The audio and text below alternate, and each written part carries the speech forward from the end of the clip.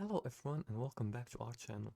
In today's tutorial, I'll show you how to set up a customer login system for your WooCommerce store. So let's dive in and follow these few steps together.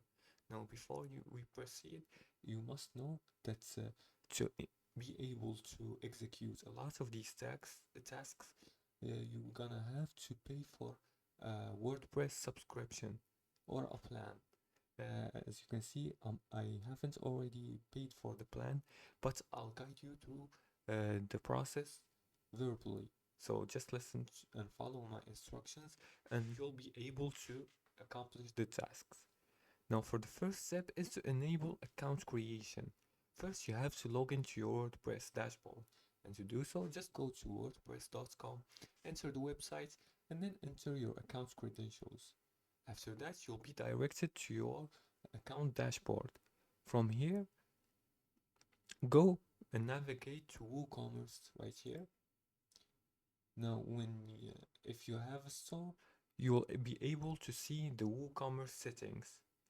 Then you go to Account and Privacy tab and enable the options Allow customers to create an account during checkout and allow customers to create an account on my account page.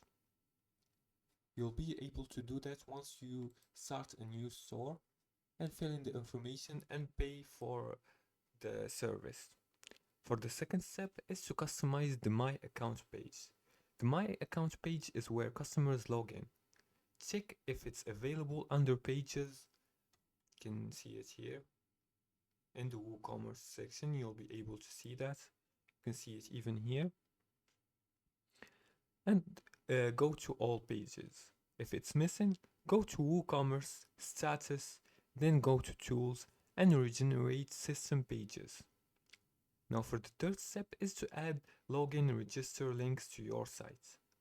Use your theme settings or a widget to add the My Account link to your menu or sidebar.